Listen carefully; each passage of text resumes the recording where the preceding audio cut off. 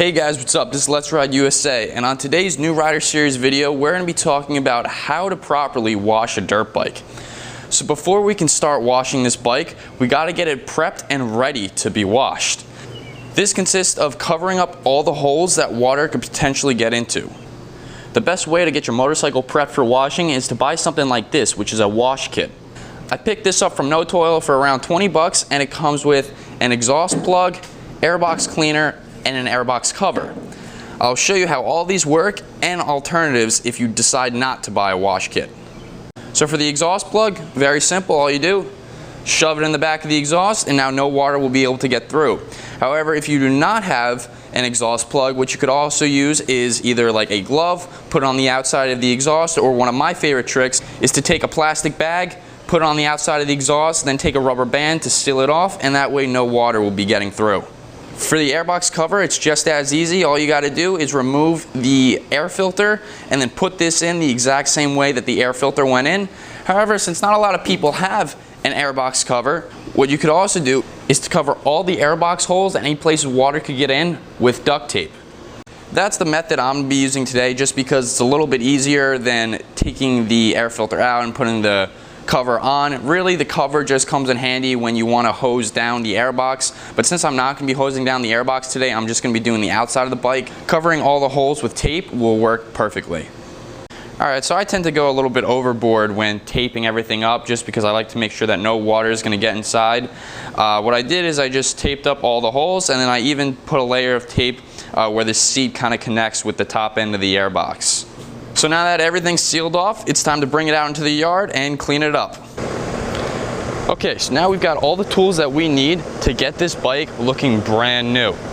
We've got regular car soap, a bucket, a brush, a garden hose, and a towel. So a lot of people like to wash their bikes with a pressure washer. However, I just feel like it's too much work to bring out the pressure washer, start it up, fill it up with gas, and to pressure wash everything down. I've also heard that pressure washers can be a little bit tough on bikes. They're harsh on bearings and other components like that, so that's why I like to stay away from using a pressure washer. However, a standard garden hose really doesn't have enough pressure to get off all this caked mud. So I found this little tool that will give your standard garden hose a lot more pressure to take off all this mud, dirt, and debris without being harsh on any components to your motorcycle. Believe it or not, it's this little plastic green nozzle right here. It's from a water balloon kit. So I just went to the dollar store, picked up this little water balloon kit for like $5. It came with like 100 water balloons and this little nozzle right here that I found works extremely well and gives your garden hose a lot more pressure. Alright, so now we're going to move to the first step in washing your motorcycle. For me, it's a 4-step process. I first wash the bike down with water, try to get everything off. Then I scrub it down with soap and water. Then finally I give it one more rinse and dry it off. So now we're just going to spray the bike down, try to get all the mud and dirt off best we can, and then we're going to soap it down.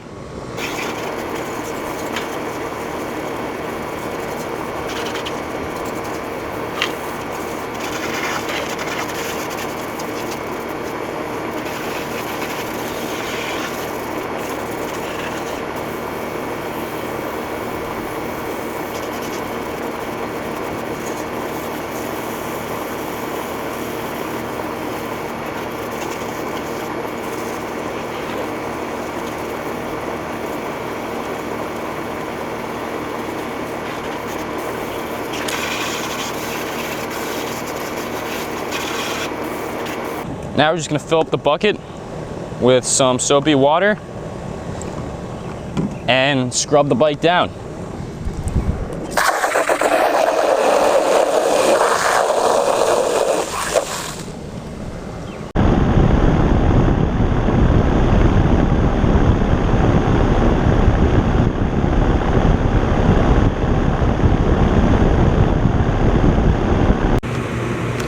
Alright, so we got the bike fairly cleaned up. I soaped it down, then rinsed it with the water. I didn't get to get all that stuff on camera because my GoPro died, so now I have to film on my phone.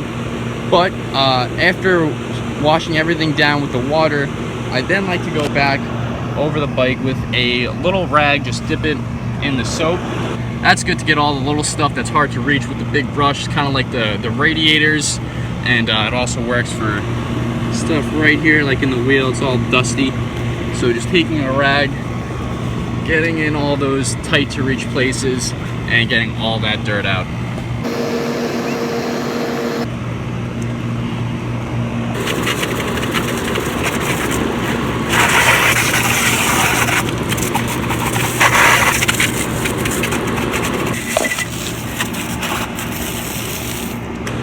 Alright, so we rinsed the bike off with water. We then soaped it up with just regular car soap, washed it down again with water, took a rag with some soap, washed it down, rinsed the bike again, and now we're going to go over it with a microfiber towel and just dry it all off. And by drying the bike off, it actually gets off a lot of dirt that may still be on there.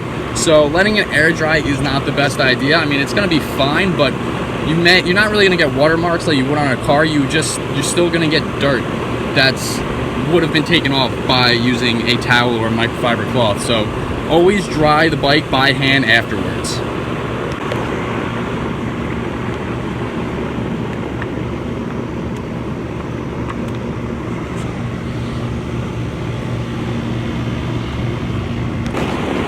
Alright, so I'm pretty happy with the way the bike looks. I think we got it cleaned up pretty good. It's going to be ready for the track this weekend.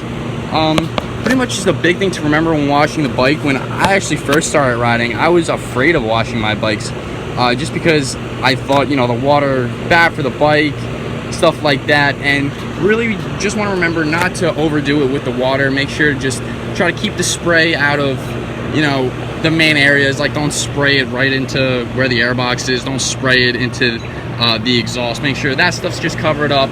Around the engine and the electrical stuff, I like to go really light with the water, and I pretty much go light with the water all the way around. You don't really want to have the hose and just hold it in one spot because, like I said, it can cause some wear and tear on the bike. However, like on the swing arm, I'll get like dirt or mud and stuff like right here just on the metal, and then I'll take the hose and really just try to get it off as best as I can. But yeah, other than that, really not much else to it. Now what I'm going to do is just remove the tape, remove the exhaust, and let it air dry.